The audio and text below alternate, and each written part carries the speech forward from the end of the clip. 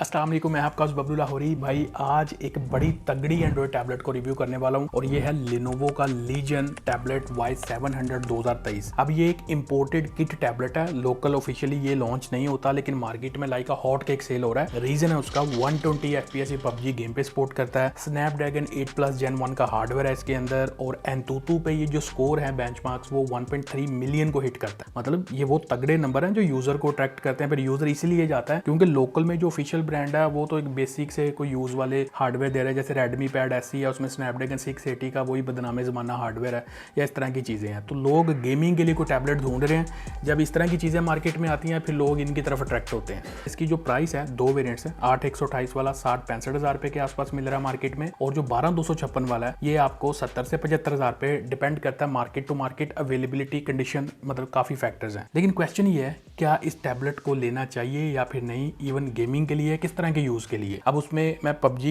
खेलूंगा, with FPS metre खेलूंगा, screen recording भी खेलेंगे, TDM भी खेलेंगे, क्लासिक भी खेलेंगे, हीटिंग को भी देख लेंगे, मतलब इन शॉर्ट हर चीज देख लेंगे। क्या ये टैबलेट वर्थ इट है कि नहीं, इस वीडियो में सब बताऊंगा। देखो भाई, वीडियो अच्छी लगती है तो लाइक और शेयर किए बगैर पतली गली से ना निकलना, लाइक और शेयर हो जाना चाहिए, मतलब मैं नहीं जानता कुछ। और चैनल पर नए हो सब्सक्राइब करके बेल आइकन दबा लेना, फ्यूचर वीडियोस के नोटिफिकेशन आपको मिलते रहेंगे। अब देखो एक चीज क्लियर कर दूं, ये जो टैबलेट है Lenovo का जो लीजन है ये वाईफाई ओनली टैबलेट है, इसमें सिम नहीं लगती। इस टैबलेट का जो फॉर्म फैक्टर है ये काफी बेटर है, मतलब कॉम्पैक्ट साइज की है, 8.8 इंच का साइज है और गेम खेलते हुए मतलब एक अच्छा व्यू आता है। अगर ज्यादा बड़े साइज का टैबलेट भी हो उसका वेट भी बहुत ज्यादा हो जाता है और फिंगर्स भी एडजस्ट नहीं होती, तो इसका वेट भी 350 ग्राम के आसपास है, ज्यादा नहीं है। टैबलेट के पॉइंट ऑफ व्यू से अगर देखें तो फिंगर्स भी एडजस्ट हो जाती हैं और मोबाइल से काफी बेटर व्यू आता है इसके ऊपर। और मेन चीज ये है क्योंकि ये हाई एंड यूजर या फिर गेमर्स को टारगेटेड टैबलेट्स होती हैं, Lenovo का जो लीजन कैटेगरी के हैं, इनके लैपटॉप्स भी होते हैं, इनकी गेमिंग टैबलेट्स भी हैं।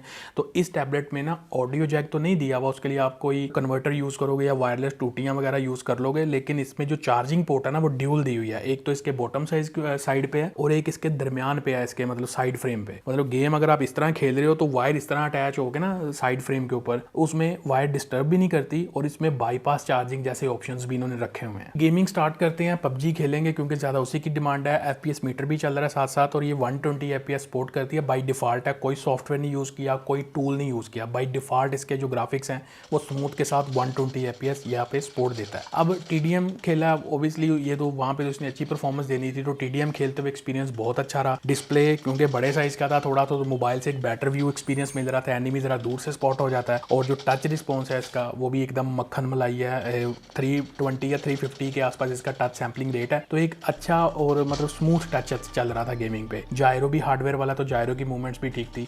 तो TDM के ऊपर जो है ना इसने अच्छे FPS मेंटेन करके दिए, मतलब 110, 115, इवन 115 से 118 के दरमियान में फ्लक्चुएट हो रहा था। उसके बाद मैंने क्लासिक मैच जो है ना ट्राई किया, तो FPS मीटर चल रहा है, क्लासिक भी आप देख सकते हो।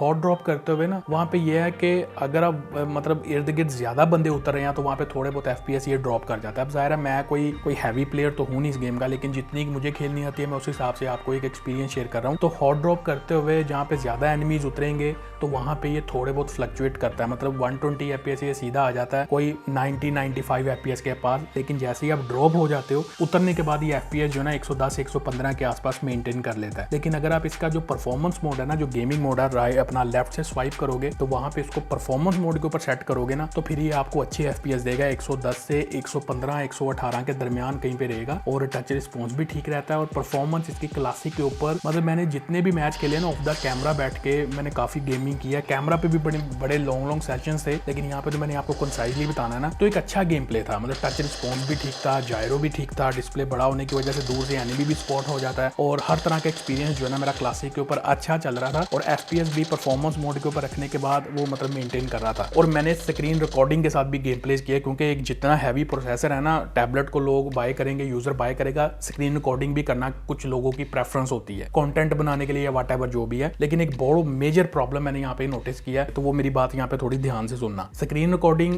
इस टैबलेट का जो मार्केट में मेजोरिटी स्टॉक है ना, क्यों मेजोरिटी क्यों कह रहा हूँ, क्योंकि मैंने अगर इसके 8-10 पीस टेस्ट किए हैं ना तो बीच में से 2 ठीक निकले हैं स्क्रीन रिकॉर्डिंग पे और बाकी सारों में मसला रहा है। अब आई डोंट नो कि क्या सीन है इसका, मैं फिगर आउट नहीं कर पाया इशू को, लेकिन यह है कि स्क्रीन रिकॉर्डिंग के साथ खेलते हुए बहुत बैडली FPS ड्रॉप करता है और उसके बाद लैगी सा गेम प्ले रिकॉर्ड करता है। कोई इशू है सॉफ्टवेयर के साथ जो परफॉर्मेंस को इंपैक्ट करता है, और यही जो इंपैक्ट परफेक्ट है। नॉन रिकॉर्डिंग वाले जो गेम प्ले है उसमें भी आपको थोड़ा बहुत कहीं पे मिलता है, लेकिन जो टैबलेट बिल्कुल परफेक्ट है, जिसमें इशू नहीं है, वो स्क्रीन रिकॉर्डिंग भी बड़ी सॉलिड हैंडल करता है। इवन अगर आप मैं हॉट ड्रॉप आपको दिखाऊं, यहाँ पे सैंपल आप देखो कि 110 115 इसके आसपास हॉट ड्रॉप भी मैनेज कर रहा है, और नीचे उतरने के बाद आपको गेम प्ले भी एक स्टेबल प्रोवाइड करेगा 115 FPS 118 FPS का, और स्मूथ गेम प्ले रिकॉर्ड किया हुआ इसने। तो जिस टैबलेट में स्क्रीन रिकॉर्डिंग का या सॉफ्टवेयर का इशू नहीं है वो परफेक्ट चलेगी, लेकिन जिसमें इशू है वो मसला करेगी। बाय करते हुए इस चीज का ध्यान रखना आपने। बाकी देखो स्क्रीन रिकॉर्डिंग के साथ खेलते हुए ये एक हैवी टास्क है, और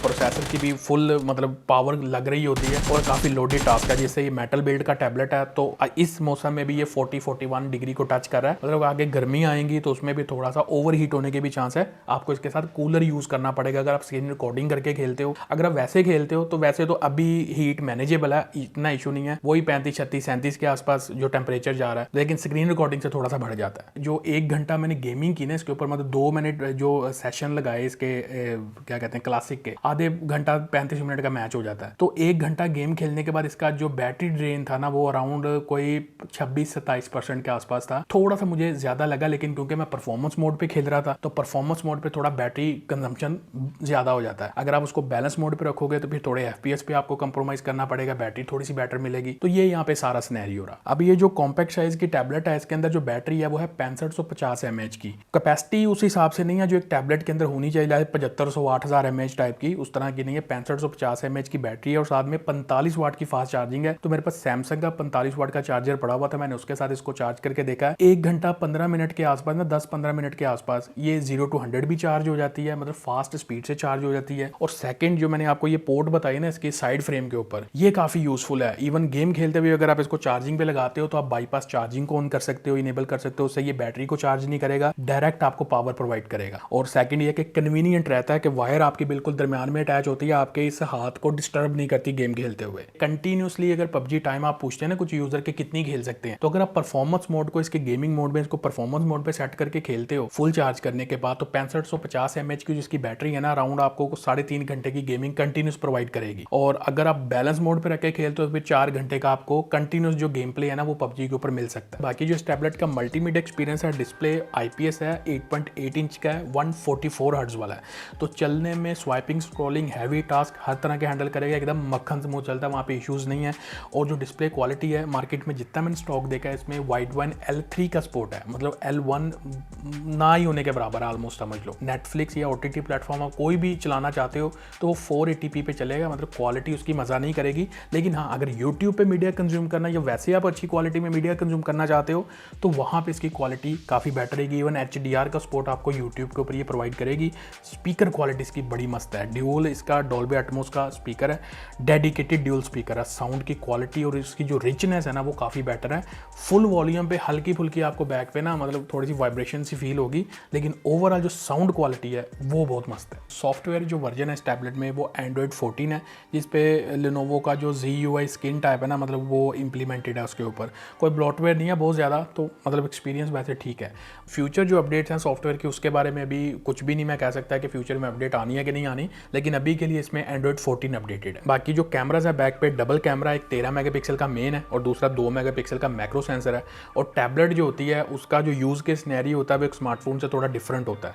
मतलब इंडोर में आपने यूज़ करना है, कोई छोटी मोटी फोटोज़ लेनी है, कोई डॉक्यूमेंट स्कैन करना है आपने, कोई स्टडीज़ के लिए यूज़ करना है कैमरा, तो वहाँ पे वो परफेक्ट है। वीडियो रिकॉर्डिंग बैक कैमरा से 4K तक हो जाती है बाय द वे।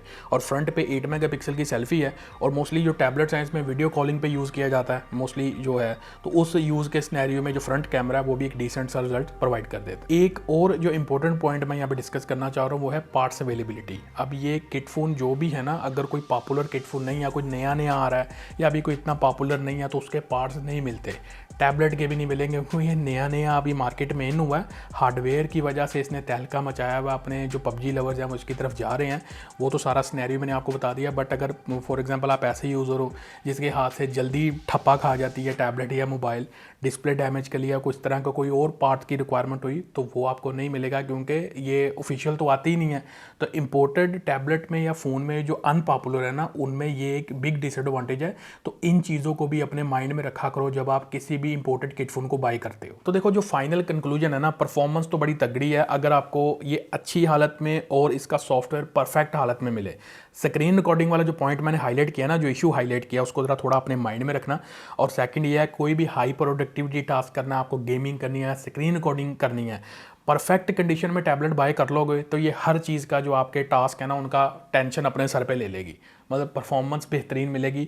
और प्राइस भी आई थिंक 60-65 की रेंज में 8128 है। स्नैपड्रैगन 8+ Gen 1 का हार्डवेयर है और सॉलिड है। जो iPad mini 5 को देख रहे हो वो इस टैबलेट को देख लो, 12256 वाला भी वेरिएंट 70 से 75 की रेंज में मार्केट में मिल रहा है, तो वर्थ इट है अगर आप इसको परफेक्ट में बाय करो। अगर कहीं से चूना लग गया, सॉफ्टवेयर मसले वाला टैबलेट आ गया तो फिर रोना पड़ेगा लेके ना। तो ये चीज़ें बस पहले ही आपने मेक श्योर कर लेनी है। पार्ट्स अवेलेबिलिटी को भी मैंने डिस्कस कर दिया कि नया टैबलेट है, पार्ट्स अवेलेबिलिटी अभी नहीं होगी, तो इस चीज़ को भी माइंड में रखना बाय करते हुए। और बाकी लोकल में अगर आप कहते हो कि ऑफिशियल में कोई मिल जाए जो यहाँ पे लोकल ब्रांड है, उनकी तरफ से कोई ऐसा नहीं है जो आपको अच्छे से कोई मतलब यूजिबिलिटी भी प्रोवाइड कर सके। गेमिंग तो बड़ी दूर की बात है उनसे। तो बहरहाल ये ओवरऑल रिकमेंडेड है, बट इसको सही हालत में बाय करना। अगर मार्केट में चेक नहीं करना आता तो एटलीस्ट मेक श्योर करना कि किसी रिलायबल बंदे से ले लेना। आई होप कि चीज़ें आपको क्लियर होगी होंगी। वीडियो अच्छी लगी हो तो लाइक शेयर सब्सक्राइब कर लेना। मैं मिलता हूँ अगली वीडियो में। Thanks for watching. अल्लाह हाफिज़।